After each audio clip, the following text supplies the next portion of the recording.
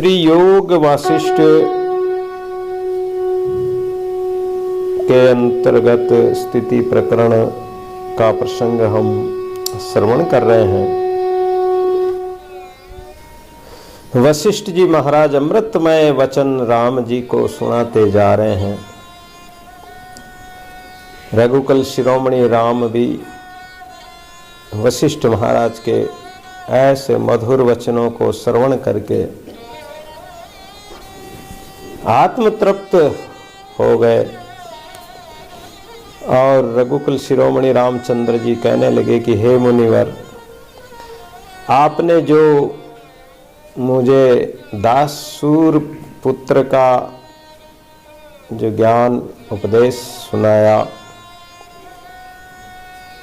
मुझे हृदयंगम हो गया। क्यों कि सबका आत्मा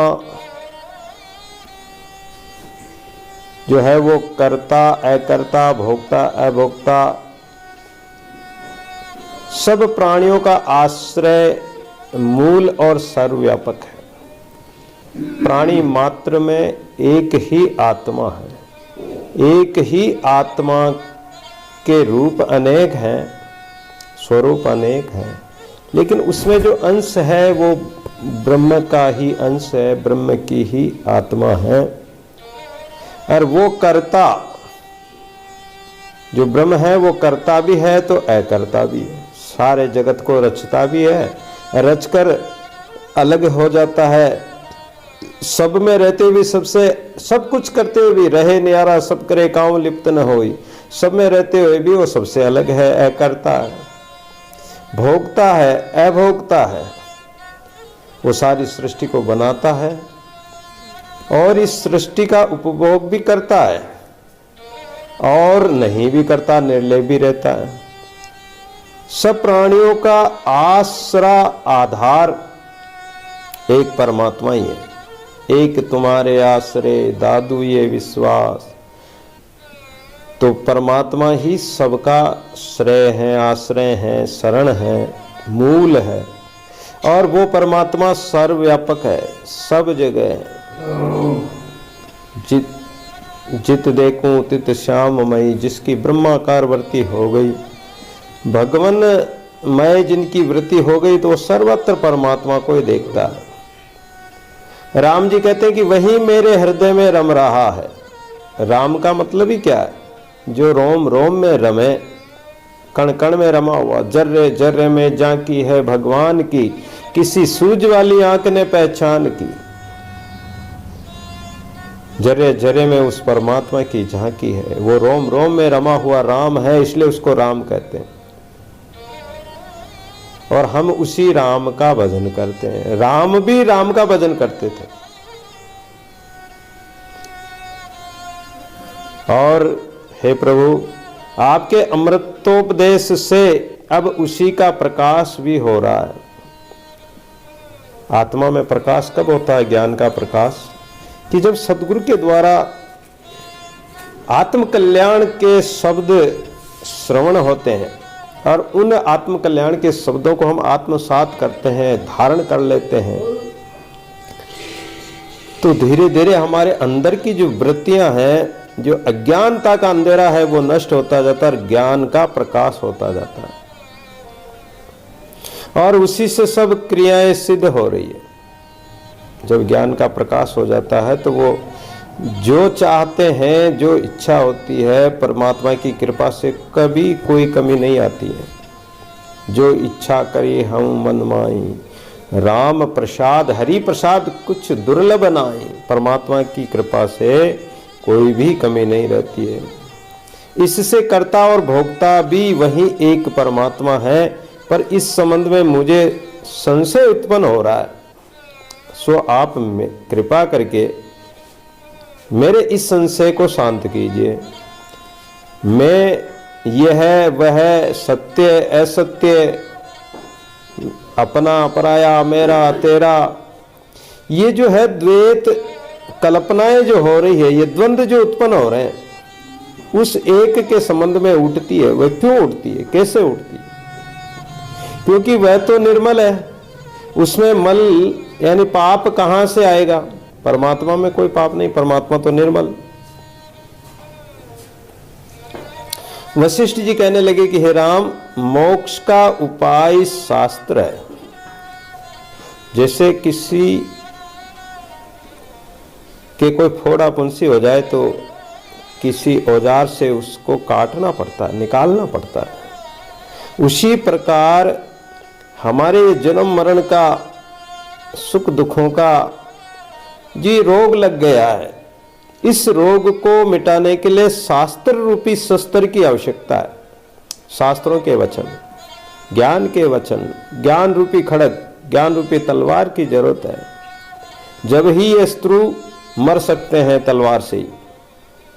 जब तुम भली भांति इसमें, इस ज्ञान में स्थित हो जाओगे, तब उस समय स्वयं ही इसका अनुभव तुम्हें मिल जाएगा, कहने की आवश्यकता नहीं। हे राम, सुहावना गीत जैसे माता बहनें गाती है, उनकी मधुर वाणी से वो सुंदर सुंदर भजन वाणी उच्चारण करती है, तो वो कितना अच्छा लगता है, सभी को अच्छा लगता है। जैसे कोयल बोलती है तो सबको प्यारी लगती है, सबको अच्छी लगती है। और कौवा बोले तो कागा किसका लेत है, कोयल किसको देत, मीठी वाणी बोलकर जग अपना कर लेत। मीठी वाणी बोलो, प्रेम की वाणी बोलो, प्रेम बिना रस फीका लागे, मीठा मधुर न होई।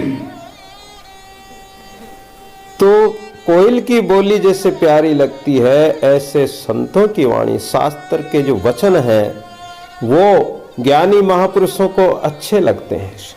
लेकिन कोई विषयी पुरुष होगा तो उनको सत्संग अच्छा नहीं लगेगा। जह जह आदर पाइए तह तह जीव जाई, बिन आदर दीजिए राम रस छाड़ हला हल खाए। दादू जी महाराज आमेर में विराजमान थे। उस समय एक राजपूत सत्संग में आता था, तो उनके कोई मेहमान आ गए तो बोले कि भाई मैं तो सत्संग सुनने जा रहा हूं, आप भी चलना चाहते हो तो चलो, नहीं तो यहीं विश्राम करो। तो वो जो मेहमान थे बोले कि मैं भी चलूंगा, साथ चले गए। सत्संग सभा हो रही थी, तो सत्संग में तो जिसको जहाँ जगह मिलती वो वहीं आकर बैठ जाता है। ऐसा नहीं होता है कि उनको आदर सम्मान दो कि तुम यहाँ बैठो, स्टेज पर आओ, आगे आओ, पीछे बैठो। जहाँ जगह होती, वो जो सत्संगी होता वो किसी को परेशान किए बिना सहज भाव से आके, शांत भाव से आकर बैठ जाता और सत्संग सुनता। लेकिन वो राजपूत थे, उनको तो अहंकार था कि मैं तो मेहमान हूँ और मुझे ये संत सत्संग कर रहे हैं, यहाँ देखो मुझे न तो किसी ने आदर दिया, ना मुझे बैठने के लिए कहा, ना कोई आओ आदर, ना पानी पूछा पानी के लिए भी। तो वो सत्संग को छोड़कर कहाँ चले गए? गांव में चले गए। अब गांव में गए तो कोई वारांगना थी, उसने बुलाया कि पधारो ठाकुर साहब पधारो। वहाँ विषय हलाल खाने के लिए वहाँ चले गए। तो दादू जी महाराज ने उनकी भावना को जान गए और बाद में वो जो ठाकुर कथा सुन रहा था उसने कहा कि महाराज हमारे मेहमान आए थे, पता नहीं कहाँ चले गए। महाराज ने तब कहा कि जहाँ जहाँ आदर पाइए तह तह जीव जाए। ये जीव का स्वभाव होता है कि इस जीव को जहाँ आदर मिले, सत्कार मिले, मान बढ़ाई मिले, सम्मान मिले, तो ये वहाँ चाहे जहर खाने के लिए भी वहाँ पहुँच जाता है। और जहाँ बिन आदर यानी बिना आदर के जहाँ राम नाम मिल रहा है, सत्संग मिल रहा है, ज्ञान का उपदेश मिल रहा है, उसको छोड़कर वो विषय वासना में चला जाता है। ऐसा ही हमारा मन है।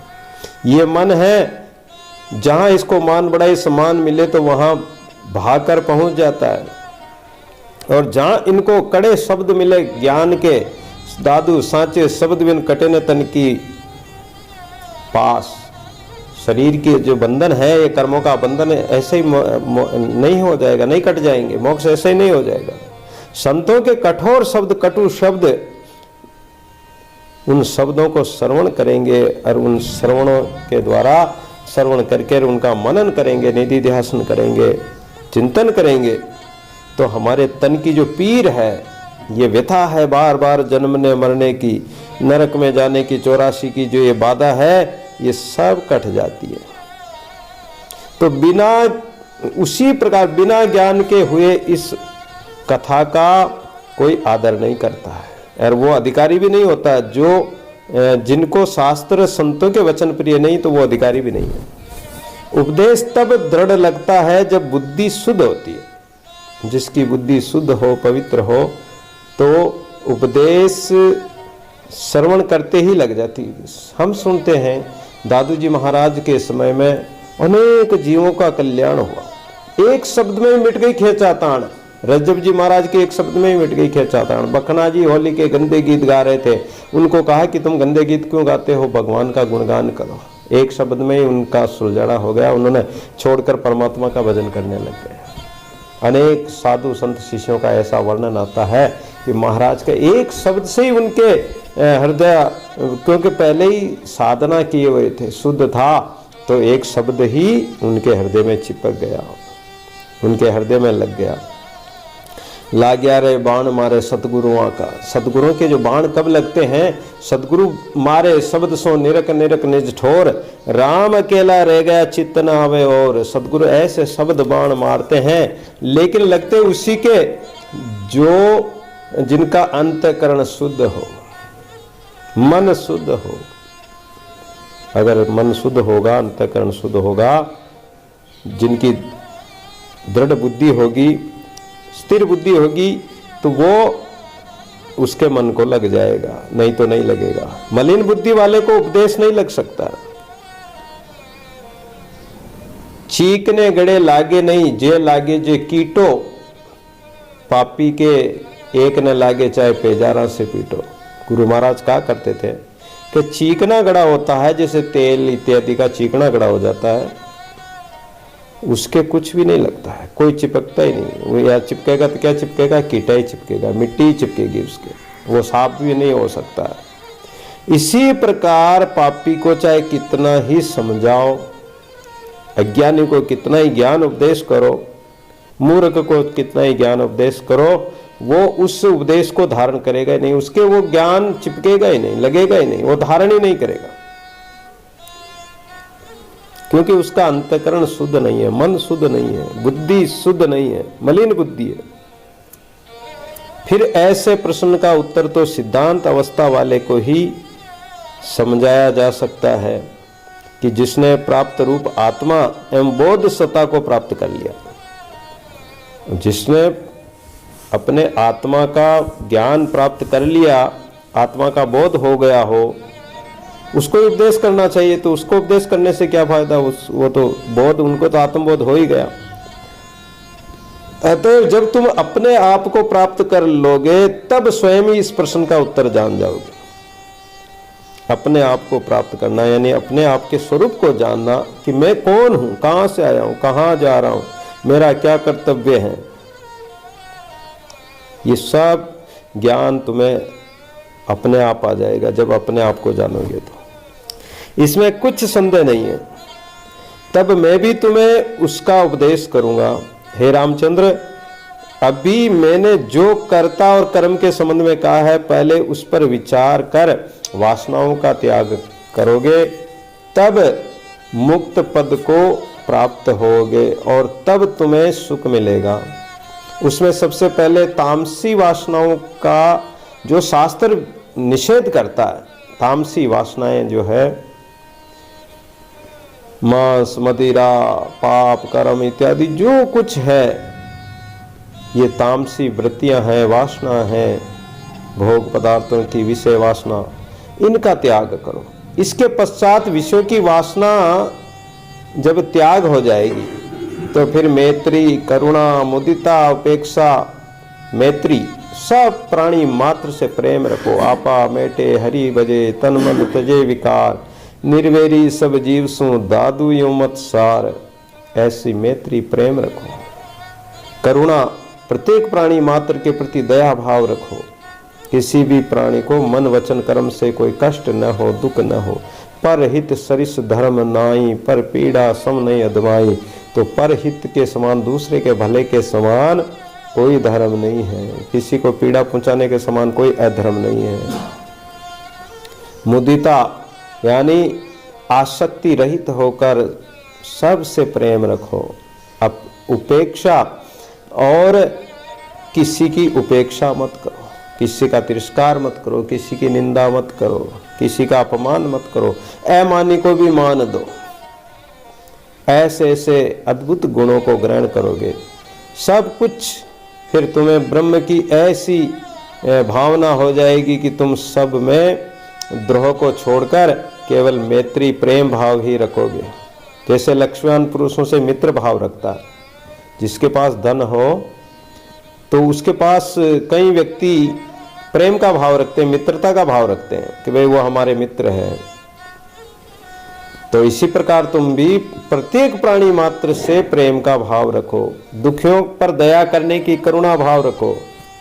मुदिता भाव उसे कहते हैं कि जो धर्माचरण करने वालों को देखकर प्रसन्न हुआ जाए। जो कोई धर्म कर रहा है, साधना कर रहा है, भजन कर रहा है, तो किसी को देखकर ईर्ष्या मत करो, प्रसन्न हो, खुश हो कि चलो ये भी कम से कम, ये आत्मा भी जाति देखी आत्मा दादू कई तेरे। संत महात्मा तो ऐसे होते हैं परोपकारी संत जन साहिब जी तेरे, ये संत परोपकारी होते हैं। कोई आत्मा नरक में जा रही है, पाप कर्म में जा रही, तो उसको साधना भजन में लगाकर और उसको राम नाम में लगा देते हैं, कल्याण कर देते हैं। और जो भक्ति मार्ग में चल रहे हैं उनको देखकर उन्हें बड़ी प्रसन्नता होती है। हनुमान जी जब लंका में गए तो राम नाम अंकित अति सुंदर, वो जब रामायुध देखे, विभीषण जी के मकान के द्वार पर दीवारों पर राम नाम अंकित, धनुष बाण इत्यादि अंकित देखे तो बड़े प्रसन्न हुए कि यहाँ भी लंका में कोई न कोई भगत तो जरूर रहता है, राम जी का भगत। तो ऐसे कोई संत आए तो उससे प्रसन्नता होनी चाहिए, आनंद उमंगना चाहिए अंदर अंतरात्मा में। जो भगवान की भक्ति करते हैं, चाहे भगत हो, जिज्ञासु जन हो। चौथी उपेक्षा नामक वह भावना है जिसमें पापी को देखकर भी उदासीन रहकर उसकी निंदा न की जाए। संसार से उदासीन रहो। और जैसे कोई पापी कितना ही पाप किया हो, दुराचारी हो, लेकिन उसकी निंदा मत करो, उसका भी पाप लगता है। पापी है, उसके पाप से घृणा करो, पापी से घृणा मत करो कभी। और अगर पापी से घृणा करोगे तो उसका उद्धार कैसे होगा, उसका कल्याण कैसे होगा। उसकी निंदा न करके उसको धीरे धीरे साधना मार्ग में लगाओ। कोई भी पापी दुष्ट दुराचारी कितने भी कुकर्मी क्यों न हो, उसकी भावना को समझकर धीरे धीरे उसको सतमार्ग में लगाने की कोशिश करो। सत्संग से जोड़ो उसको, और जब वो सत्संग श्रवण करने लगेगा तब उसको अपने आप का बोध होगा कि मैं कौन हूं, मैं क्या पाप कर्मों में लग गया। सत्संग से सुधरे वाल्मीकि, रत्नाकर डाकू थे और सत्संग, संतों के सत्संग से उनका भी कल्याण हो गया। तो उनकी निंदा न करें। यही चारों प्रकार की वासनाएं बाहर भीतर सर्वत्र व्यवहार में लाई जानी चाहिए। अंदर भी ऐसी भावना हो, बाहर भी ऐसे प्रेम मैत्री की भावना हो। सबसे व्यवहार रखो, अभिमान मत करो। दृश्य पदार्थों में चिन्ह मात्र की वासना रखनी आवश्यक है। जितने भी दृश्य पदार्थ जो दिखाई देते हैं, इनमें वासना रखने का ये इसलिए कह रहे हैं कि व्यवहार काल में तुम संसार को निभाना है, तो एक चिन्ह मात्र यानी बहुत कम सूक्ष्म रूप में एक व्यवहार चलाने के लिए वासना रखनी है। बाकी किसी में आसक्ति नहीं होना, वासना नहीं करनी। आगे चलकर ये वासना भी त्याज्य, इसको भी त्यागना है। क्योंकि अगर वासना का थोड़ा सा भी अंकुर रह गया तो वो उग जाएगा।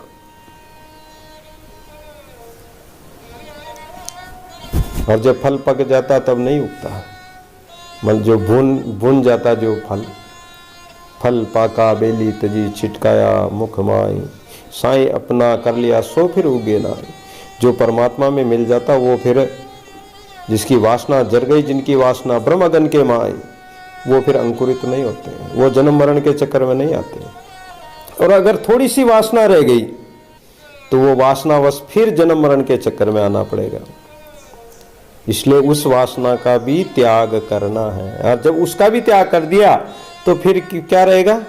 एक ब्रह्म मात्र रह जाएगा, एक सत्ता आत्म सत्ता ही रह जाएगी। तो चिन्ह मात्र सत्ता से ही कल्पना द्वारा देहादिक प्राणेंद्रियां तम व प्रकाश आदि वासनाएं सम मात्र भाषित हुए हैं।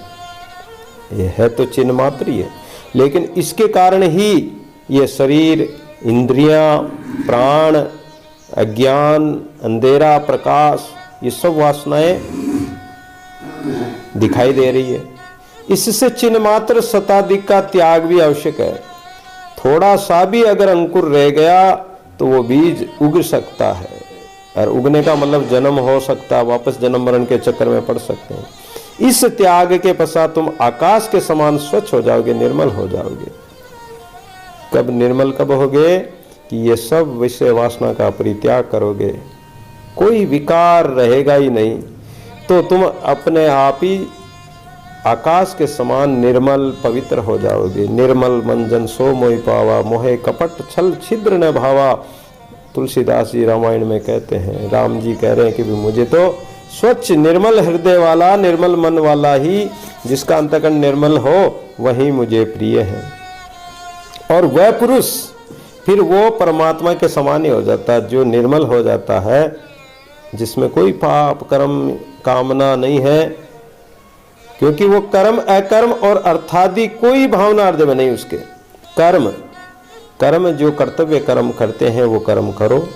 अकर्म यानी पाप कर्म है, हिंसा कर्म है, इन कर्मों को कभी मत करो।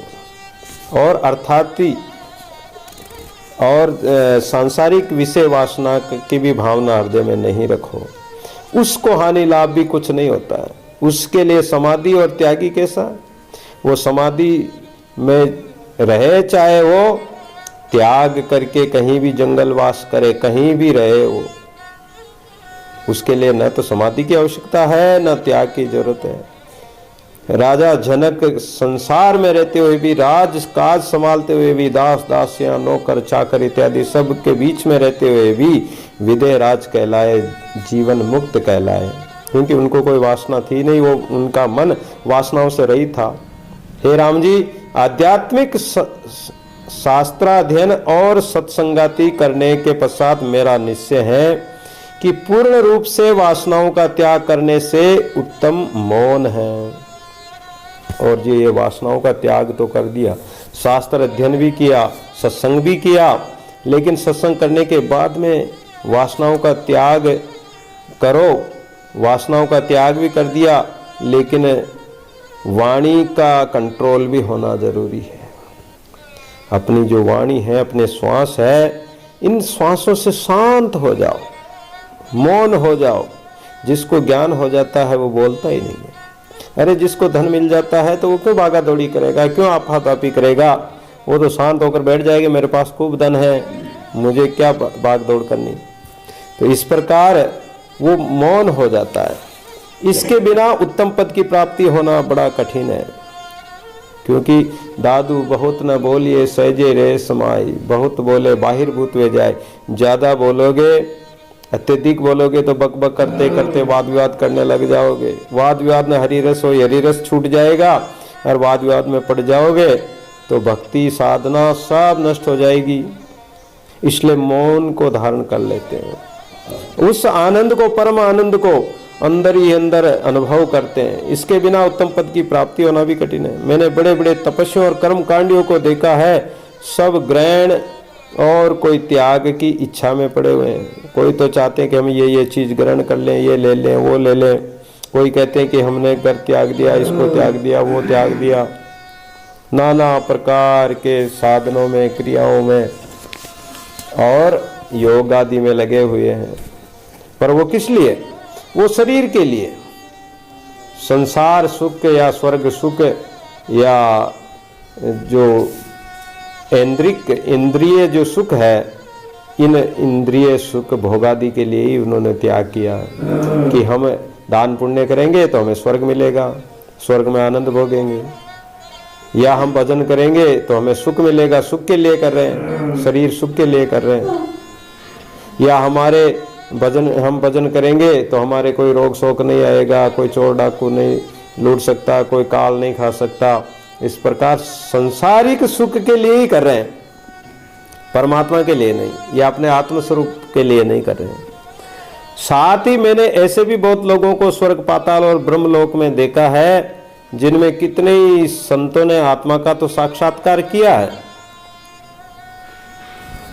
चाहे वो समस्त ब्रह्मांडों का राजा ही क्यों न हो जाए, सारे ब्रह्मांड का राजा बन जाए, अग्नि और जल में भी उसकी गति हो जाए, वो प्रवेश कर सकता है। ऐसे ऐसे ऐश्वर्यशाली शक्ति संपन्न राजा भी हो गए, भगत भी हो गए जी।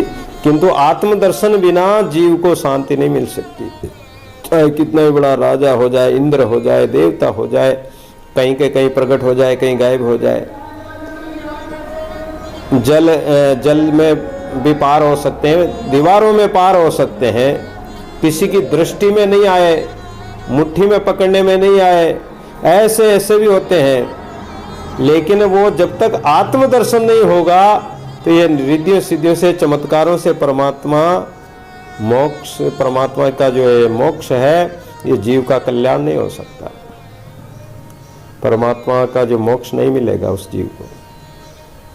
उच्च कोटि के संत और सूरमा तथा उपासना करने के भी वही योग्य हैं, लेकिन जिन्होंने सब कुछ त्याग दिया, जिनके कोई इच्छा कामना नहीं, तो वो ही सूरवीर है।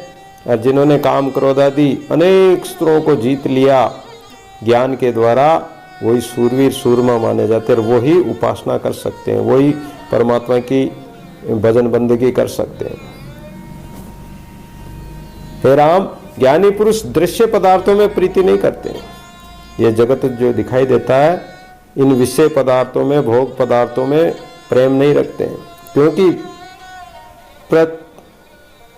पृथ्व्यादिक पंचव्रत तो सर्वत्र है, फिर प्रीति किससे हो? सारे पदार्थ नाशवान है, जड़ है, मिथ्या है, पांच तत्व सब मिथ्या समान है, उनमें प्रीति क्या करना?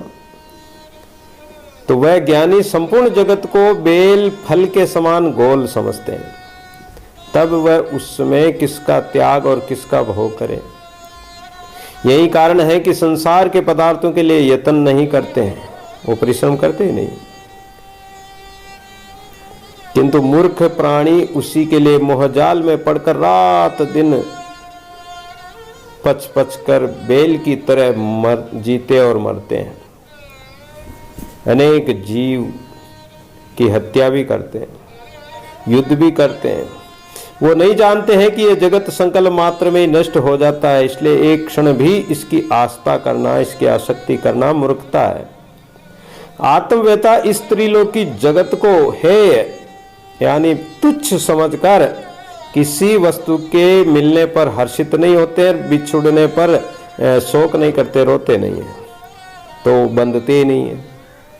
वह सदैव ग्रहण और त्याग से रहित होते हैं, किसी प्रकार की वस्तु को पकड़ते ही नहीं,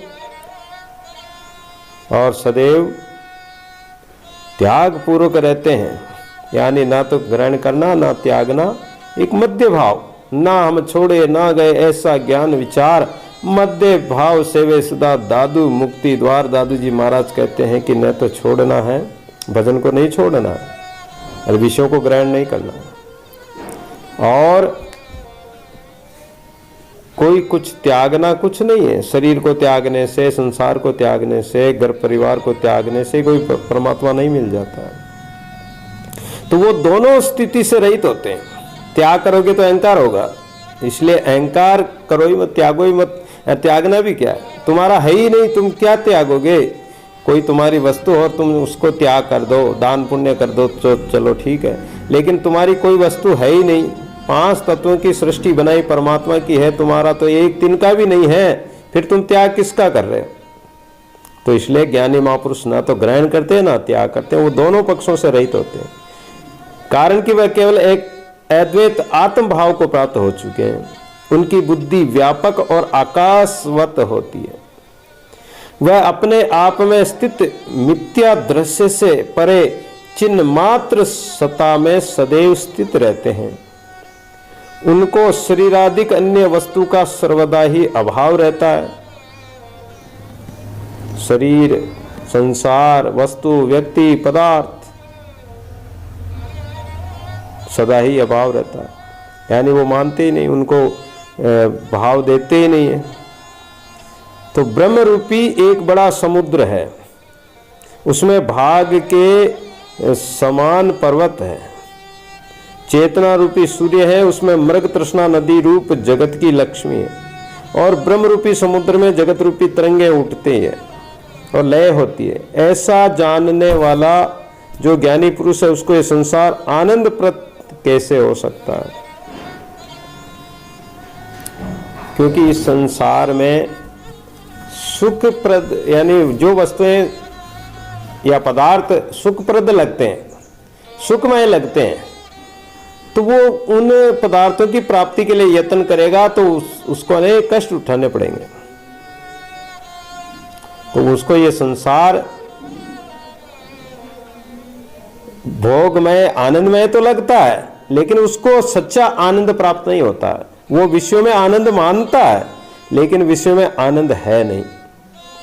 क्योंकि विश्व में आनंद होता, भोगों में आनंद होता, तो बड़े बड़े राजा महाराजा, ऋषि मुनि, साधु संत क्यों छोड़कर और परमात्मा का भजन करते? यहां तक कि सब सुख स्वर्ग पयाल के तोल तराजू बाई, हरि सुख एक पलक आता सम कया न जाए। चाहे सारे संसार का स्वर्ग लोक का भी भोग पदार्थ किसी को दे दो, लेकिन भगवान के भजन के सामने वो भी सब तुच्छ है। क्योंकि ये जो सूर्य चंद्रमादिक है वह भी जड़ रूप है, और उनको प्रकाशित करने वाला कौन है? परमात्मा है, आत्मसत्ता है।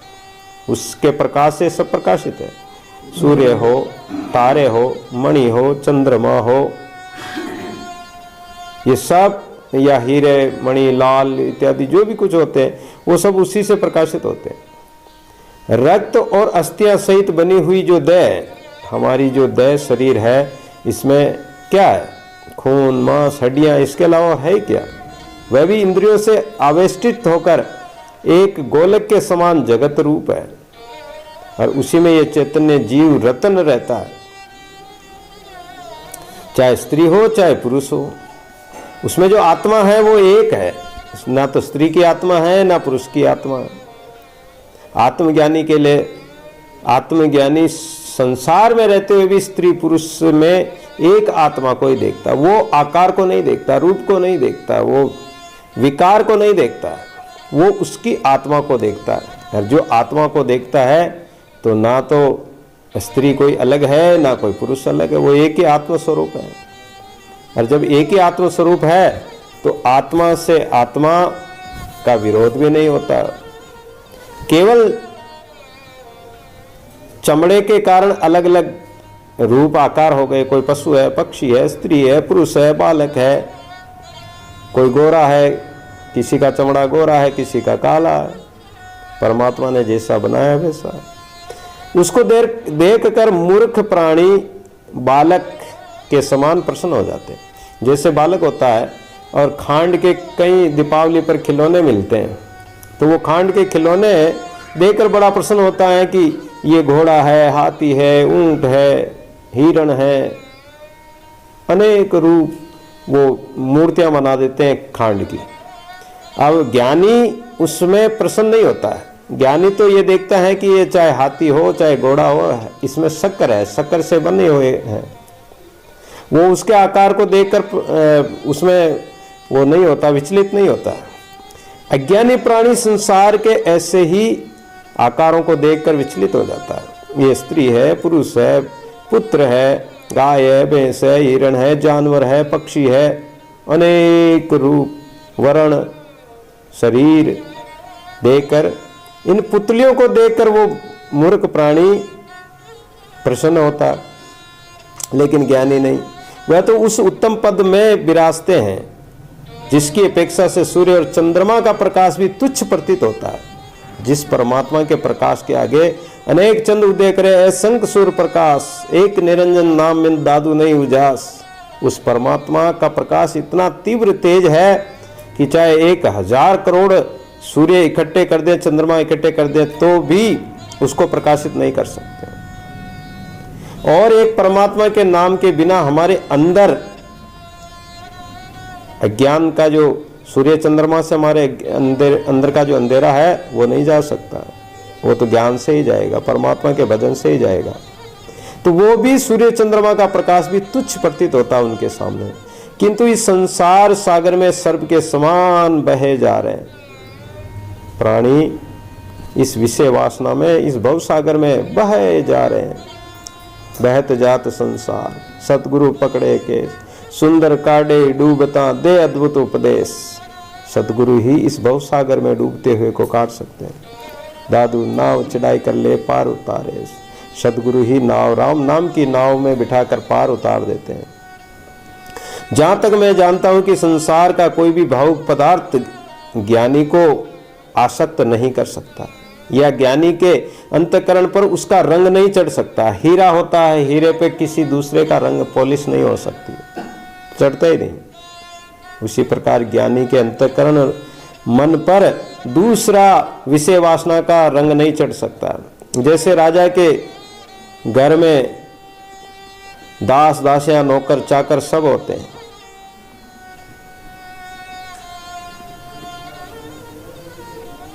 फिर भी राजा जनक के समान जो है वो राजा विधेय मुक्त रहता है, उनमें आसक्त नहीं होता है।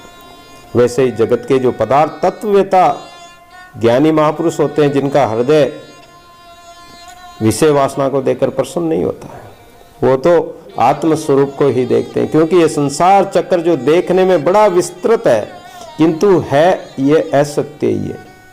सुंदर तो है ये संसार, जहाँ देखो अनेक सुंदरता, नदी नाला ताले मानसरोवर पहाड़ हिमालय इत्यादि, देखो कितने सुंदर नज़ारे हैं, लेकिन क्या है, सब असत्य है। तब इसको देखकर ज्ञानी प्रसन्न कैसे हो सकता है? ये तो चंद्रमा की छाया के समान है। चंद्रमा की छाया चाहे कितनी चांदनी कितनी सुंदर हो, लेकिन क्या है, चंद्रमा छिप जाता तो वो छाया कहाँ जाती है?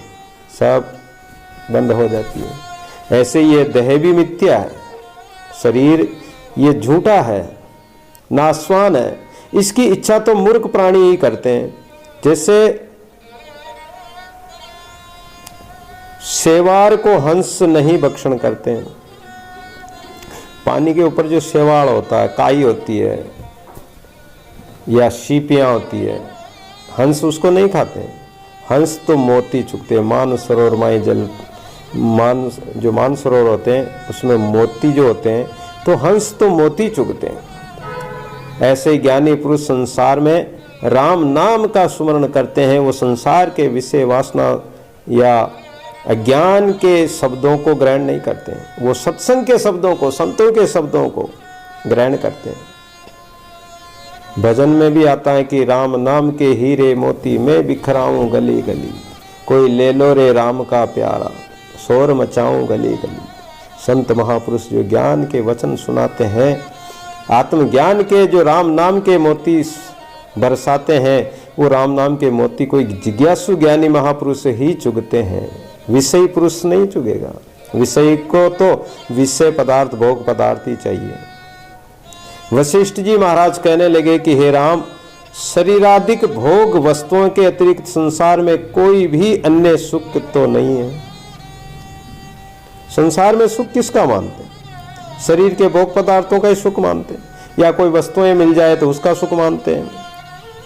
किसी को सोना चांदी हीरा मोती माणिक इत्यादि मिल जाए तो वो उसी से खुश हो जाता है, सुखी हो जाता है कि मैं सुखी हूँ, खुशी हूँ। लेकिन वस्तुओं से कोई सुख थोड़ी मिलता है, और भोगों से भी वो प्रसन्न होता है, सुख मानता है, लेकिन भोग के पीछे तो रोग भी है। जितना विषय और संसार के भोग पदार्थ, खाना पीना सोना, व्यसन, चाहे नशा पता हो किसी प्रकार का, उसका जितना सुख मानोगे और उसका जितना भोग करोगे वो तुम्हारे शरीर के लिए नुकसानदायक है। सुख तो प्रतीत हो रहा है लेकिन उसके पीछे दुख कितना, परिणाम में कितना भयंकर दुख प्राप्त हो रहा है। ज्ञानी इन सब वस्तुओं को, पदार्थों को तुच्छ समझते हैं, तिनके के समान, और उनमें आस्था नहीं करते, आसक्त नहीं होते। फिर वे तुच्छ वस्तुओं को क्या करेंगे, इच्छा ही नहीं करते। किसी वस्तु की इच्छा क्यों करेंगे? इन भोग पदार्थों से तो मूर्ख प्राणी ही संतुष्ट होते हैं। ज्ञानवान और साधु जन तो इसमें प्रीति करते ही नहीं है। प्रीति तो कृपण और अज्ञानियों को होती है कि जिनको भोग की सरस है, इच्छा है भोग पदार्थों की, और भोग का परिणाम क्या होगा, आदि अंत क्या होगा। भोग पदार्थ आदि में भी, अंत में भी, मध्य में भी दुख ही देने वाले हैं। इनकी आस्था करने वाले पुरुष गर्दभ के समान हैं। गर्दभ कहते हैं, गधे को कहते हैं कि वो व्यक्ति तो गधे के समान है। और स्त्री, माया, धन, संपत्ति इत्यादि को पाकर ज्ञानी प्राणी प्रसन्न होते हैं। देखा जाए तो है क्या, एक दूसरे से दोनों का पतन होता, चाहे स्त्री हो चाहे पुरुष हो। और देखा जाए तो केवल रक्त, मांस और अस्थियों का एक पुतला मात्र है, इसके अतिरिक्त और कुछ भी नहीं। सो उसको पाकर प्रसन्न होने वाले पुरुष पुरुष नहीं है, वो तो गिद्दड़ के समान है। जैसे गिद्दड़ शियार होते हैं तो क्या करते हैं, कोई मरा हुआ जानवर पड़ा हो तो उसको ही खाते हो। कागारे करंग पर बोले, खाई मांस अरु लग ही डोले। कौवा कहाँ जाएगा, वो मांस पर ही जाकर बैठेगा, गंदी जगह में जाकर बैठेगा, और उस जानवर के ऊपर, हड्डियों के ऊपर ही जाकर बैठेगा। तो जो पुरुष इस प्रकार का आचरण करते हैं वो उन पशुओं के समान है, हिंसक जानवरों के समान, मांसाहारी जानवरों के समान है। पर ज्ञानी पुरुष जगत के किसी भी पदार्थ से प्रीति नहीं करते हैं। वे जानते हैं कि सब पृथ्वी मिट्टी के समान है, धूल समान है। गोधन, गजधन, राजधन, बाजधन, रतन धन, जब आवे संतोष धन तो सब धन धूरी समान। उनके लिए धूली जैसो धन जाके, सूली सो संसार सुख भूली जैसो भाग देके, अंत की सी यारी है। वो तो धूल मिट्टी के समान समझते हैं। राका बाका रास्ते में जा रहे थे, नामदेव जी ने भगवान को कहा कि इन गरीबों को तुम कुछ देते नहीं हो प्रभु। बोले इनको सोना चांदी कुछ तो दो। भगवान ने एक सोने का ढेर रास्ते में प्रकट कर दिया। राका बाका चल रहे थे और जब उन्होंने देखा तो वो मिट्टी से ढकने लगे। उनकी पत्नी ने कहा कि ये मिट्टी से मिट्टी क्यों ढक रहे हो। तो उनकी दृष्टि में सोना चांदी भी मिट्टी के समान है, और वृक्ष सब काष्ठ तथा पर्वत पाषाण पत्थर के समान। पाताल, अध और आकाश, ऊर्ध, जितने वृक्ष है वो क्या काष्ठ ही तो है। पर्वत क्या पत्थर है, पाताल अधः पतन की ओर है, और आकाश ऊर्ध्व है।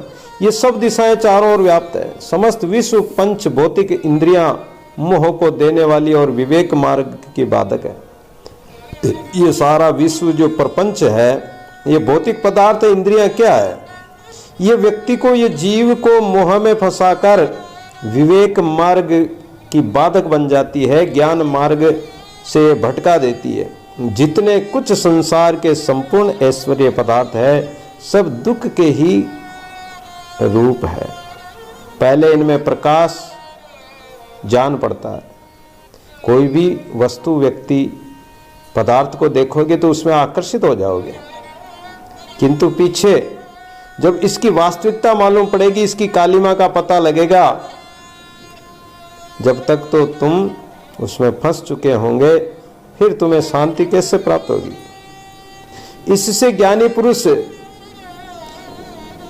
रमणीय पदार्थ जितने भी संसार के हैं, भोग पदार्थ हैं, वस्तु, व्यक्ति, माया, इन सब जो क्षति पहुंचाते हैं, जीव को क्षति पहुंचाते हैं, नुकसान पहुंचाते हैं, तो ज्ञानी पुरुष इसमें अपने चित्त को नहीं लगाते हैं।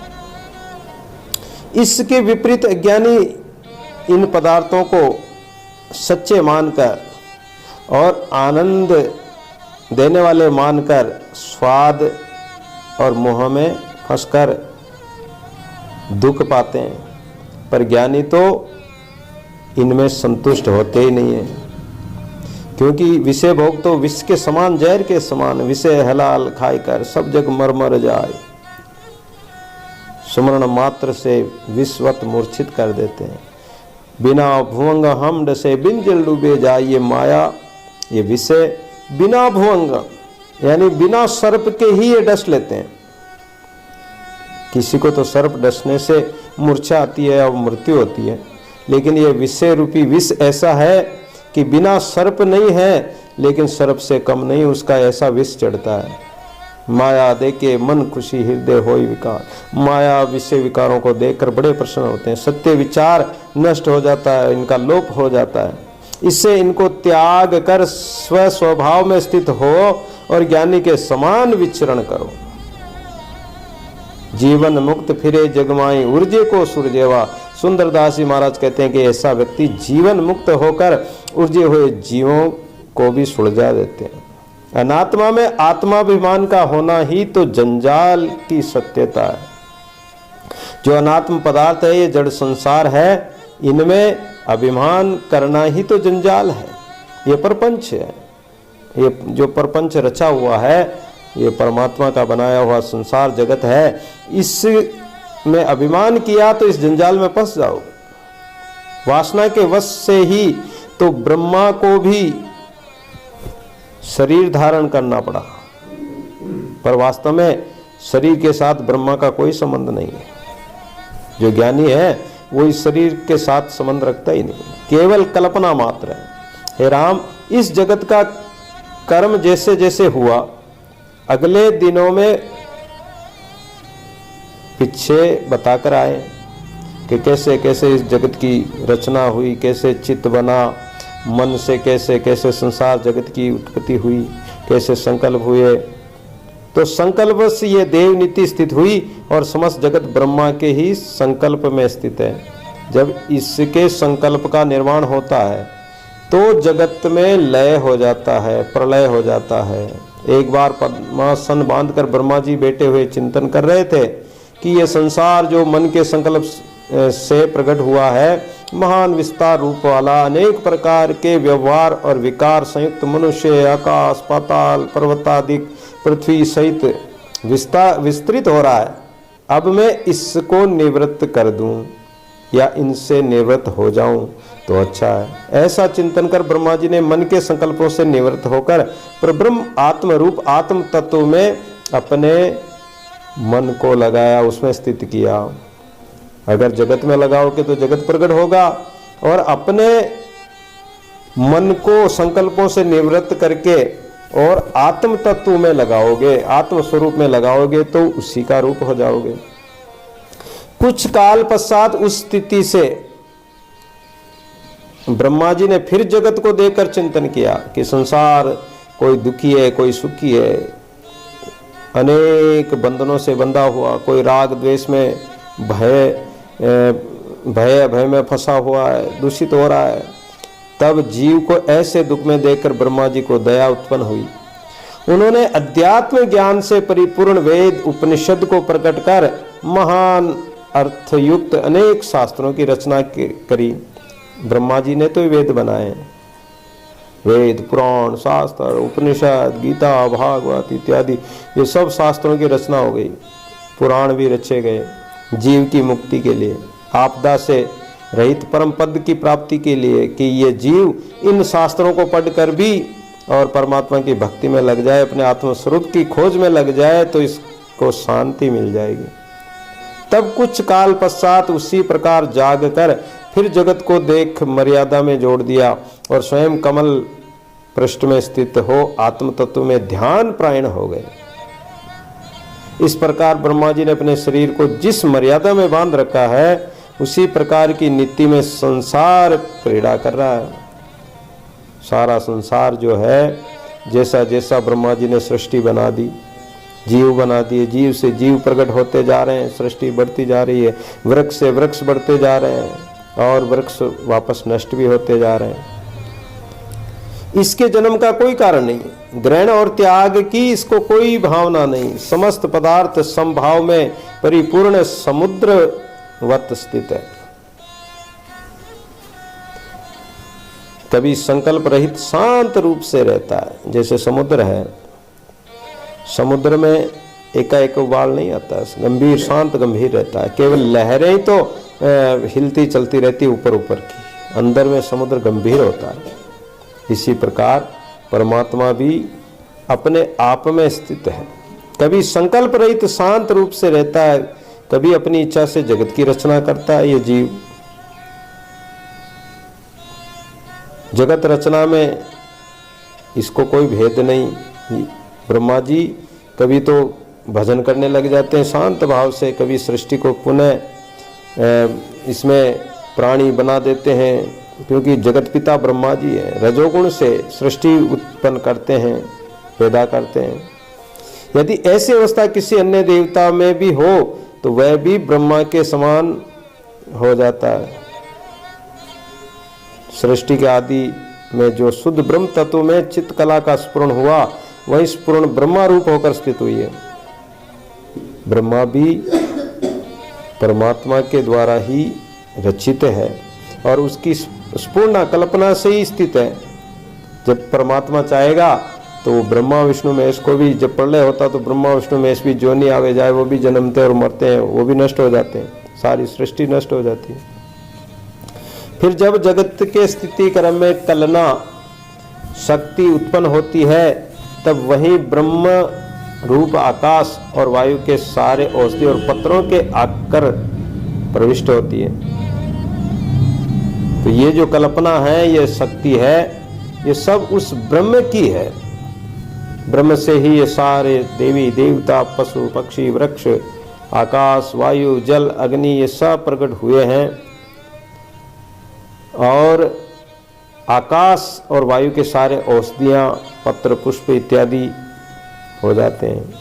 वहीं यत्र तत्र देवता, मनुष्य, पशु पक्षियों में आकर प्राप्त होती है और वहीं चंद्र किरण के समान अनादि में परिष्ट हो जाती है वही शक्ति। चित्तकला में जैसी भावना उठती है, ठीक वैसे ही भाव उत्पन्न कर देती है। हमारा जो चित्त है, इसमें कला यानी चित्त का प्रकाश। प्रकाश क्या है कि चित्त में जैसी भावना करोगे वैसा ही ये सृष्टि में रूप बन जाएगा, आकार बन जाएगा, जगत बन जाएगा। और चित्त के चिंतन से ही ये जगत उत्पन्न होगा। बंध और मोक्ष भी उसी के संसर्ग से होता। अगर चित्त विचार कर ले तो इस जगत के अभाव करके, जगत का अभाव करके, जगत के पदार्थों का, दृश्यों का अभाव करके, यानी इनको त्याग करके, और जो अज्ञान में बंधा हुआ था, मोह ममता में बंधा हुआ था, वो अगर परमात्मा का चिंतन करने लगे तो उसके सारे बंधन कट जाते हैं और वो बंधनों से रहित हो जाता है। और देखा जाए तो ये जीव बंध और मोक्ष भी कुछ नहीं है, क्योंकि बंध मोक्ष उसका हो जो बंधा हुआ हो। पक्ष जैसे कोई जानवर को बांध रखा है रस्सी से, तो वो खुला कर कहीं जा नहीं सकता है, बंधा हुआ बेचारा। लेकिन जो जानवर बंधा हुआ नहीं, केवल बैठा है और अपने आप को ही बंधा हुआ मान रहा है, तो उसको कैसे खोला जाए? तो उसको तो ज्ञान द्वारा ही खोला जाए, उसको समझाया जाए, सत्संग के द्वारा ही खोला जाए। और उसके लिए झूठ माट उसको खोलने का बहाना या तरीका अपनाना पड़ता है। कई बार क्या करते हैं, जैसे देखा होगा ऊंट को पालने वाले लोग रात्रि के समय में ऊंट के एक पैर को मोड़कर रस्सी से बांध देते हैं ताकि वो कहीं दूर न जा सके। नहीं तो ऊंट रात में चल के कहीं चल दे तो कहाँ ढूंढने जाए, तो वो बांध देते हैं। तो हमेशा उनका बांधने का नियम होता है, बांधते हैं। एक दिन क्या हुआ कि कुछ ऊँटों को बांधा ही नहीं परीक्षा करने के लिए, और झूठ माट में ही उसके पैर को मोड़ के झूठ माट में ही जैसे रस्सी का आटा देते हैं ऐसे हाथ से आटा दे दिया, तो उसने सोच लिया कि मुझे बांध दिया, और बांध दिया तो वो बैठ गया, अब कहीं जा नहीं सकता। प्रातःकाल जब और ऊंट अन्य ऊंटों को जब वहां से ले जाने लगे तो वो ऊंट वहीं बैठे रहे। उनको कितना ही लकड़ी से ताड़ित करे लेकिन फिर भी वो नहीं उठे, नहीं चले। जब उनमें कोई समझदार व्यक्ति था, उसने कहा कि अरे इनको हम हमेशा बांधते हैं, तो इनकी भावना में क्या हो रहा है कि हम तो बंधे हुए हैं, इस कारण से ये उठ नहीं रहे, जबकि ये बंधे हुए है ही नहीं। तो मोक्ष तो मुक्त तो वो होता जो बंधा हुआ हो, उस मुक्त उसे किया जाता बंधा हुआ। ये जीव, ये जो है आत्मा है, ये स्वयं मुक्त है, ये किसी का बंधन में बंधी हुई नहीं है। बंध होई तो मोक्ष बने, जब बंध है ही नहीं, बंधन ही नहीं है, तो मोक्ष किसका होगा? केवल इसको समझना है। अज्ञानता का आवरण मान लिया, अज्ञानता में हम बंधे हुए मान लिए कि हमें परिवार ने हमें बांध लिया, विषय वासना के हम वश में हैं, इसलिए हम सोचते हैं कि विषय वासना ने हमें बांध लिया, और मन विषय वासना में फंसा हुआ है और सोचता है कि बंदर को पकड़ने वाले एक छोटे मटके में गुड़ की डली डाल देते हैं, बाहर चने बिखेर देते हैं। चना खाता और गुड़ की डली को दोनों हाथों से पकड़कर निकालना चाहता है, लेकिन मटकी का मुंह छोटा होने से, वो मुट्ठी बंधी हुई होने से नहीं निकल पाती है, और वो सोचता है कि मुझे किसी ने अंदर में पकड़ लिया, तो अपने आप को बंधन में मानता है।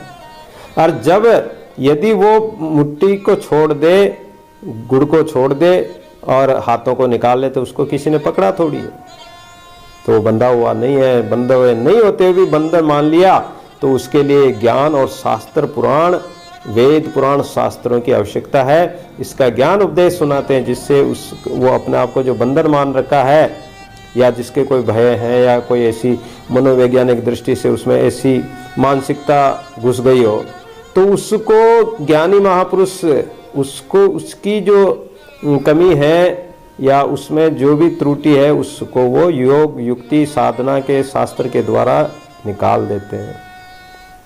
जैसे किसी के भूत प्रेत नहीं लगा हुआ हो, लेकिन शारीरिक कोई बीमारी हो, और वो किसी भय के मारे या किसी के द्वारा कहने से वो ये समझने लग जाए कि मुझे तो कोई भूत प्रेत लग गया है। अब उसके भूत प्रेत को कौन निकाले? वो डर के मारे ही, भूत प्रेत नहीं लगे तो भी वो उससे भय के मारे ही व्यथित होता, दुखी होता है। तो सतगुरु ज्ञानी गारुड़ी क्या करते हैं कि मंत्र पढ़ते हैं, झूठ माट का ही मंत्र पढ़ते हैं, और मंत्र पढ़कर कहते हैं कि जा भाई, अब तेरा जो भूत प्रेत था, जो बाधा थी, वो सबको भगा दिया मैंने, निकाल दिया। फिर वो समझने लगता है कि वास्तव में अब मेरा निकल गया। उसकी जो मानसिकता है, सोच, वो बदल जाती है। अब उसमें कोई भूत प्रेत था ही नहीं, कोई घुसा ही नहीं, लेकिन वो मान लिया था। तो इसलिए बंधन है नहीं, केवल मान रखा है। नहीं तो तुम तो मुक्त हो। आत्मा जो हमारी है वो मुक्त है, निर्विकार है, निर्विकल्प है, वहाँ कोई कल्पना नहीं, वहाँ कोई बंधन नहीं। तो ये कल्पना का जो मल आवरण आया हुआ है, पाप जो छाया हुआ है, ये ज्ञान के द्वारा नष्ट हो जाता है, और संसार का अभाव हो जाता है, विषय वासनाओं का अभाव हो जाता है। एक परमपिता परमात्मा का जो आत्मसत्ता है, आत्मपद है, वो आत्मसत्ता का अनुभव होने लगता है। सत्य राम साक्षी सर्वाधार, अज अविनाशी अपरंपार। सत्य राम साक्षी सर्वाधार, अज अविनाशी अपरंपार। अज अविनाशी अपरंपार, अज अविनाशी अपरंपार। अज अविनाशी अपरंपार।